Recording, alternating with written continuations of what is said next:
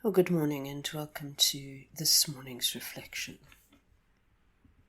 We've been talking about desire, and I want to continue to talk about that today because I think that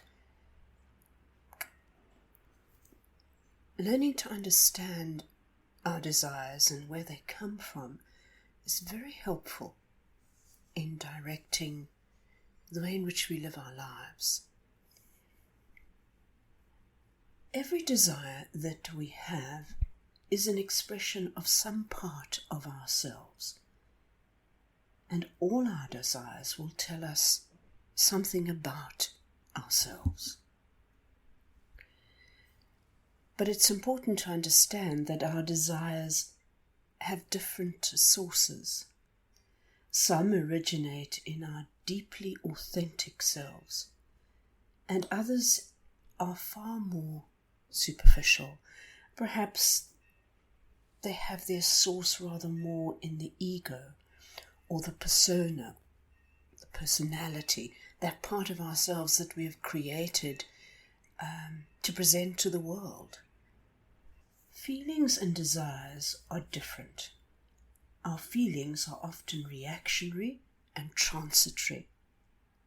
I might feel hungry, or I might feel angry, or I might feel resentment.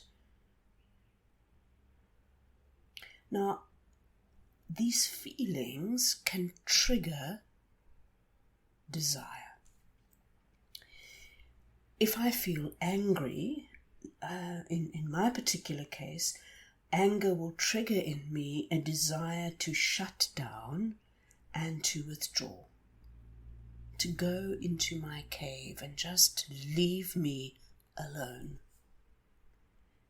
But that desire is not coming from my deepest level. That desire is coming from a more superficial place within me, because my deepest desire is for connection. My deepest desire is for relationship. So going and shutting myself away doesn't fulfill that desire. And so if I go to my deepest desires, I'm able to grow towards God's desire for me, and in this case, God's deep desire for me is community.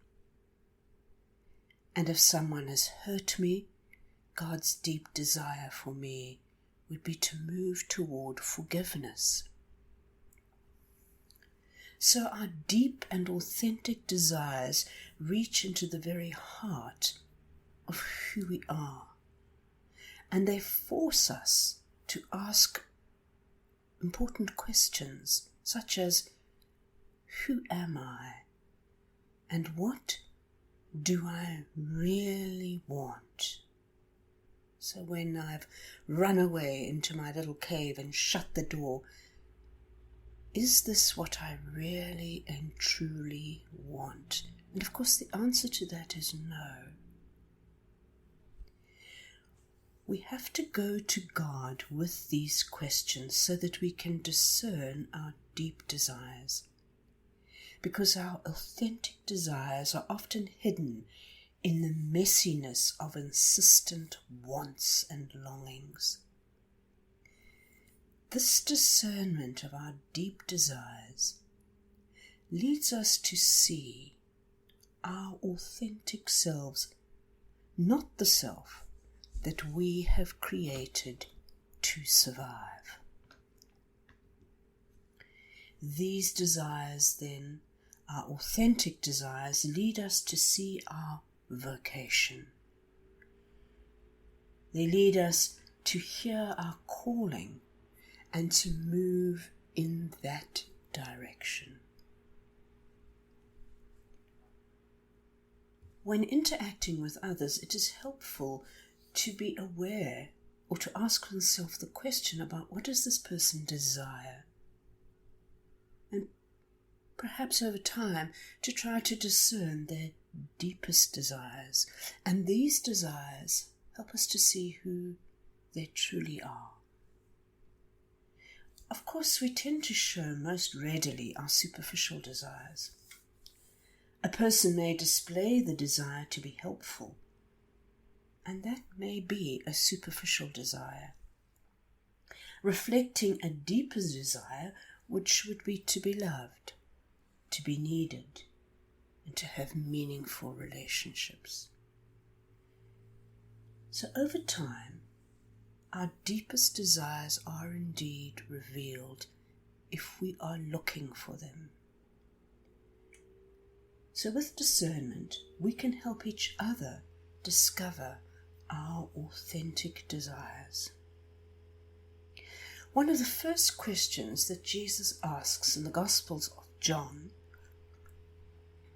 he asks the disciples who are following him tentatively. He turns and speaks to them and he says, "What do you want? What do you want?"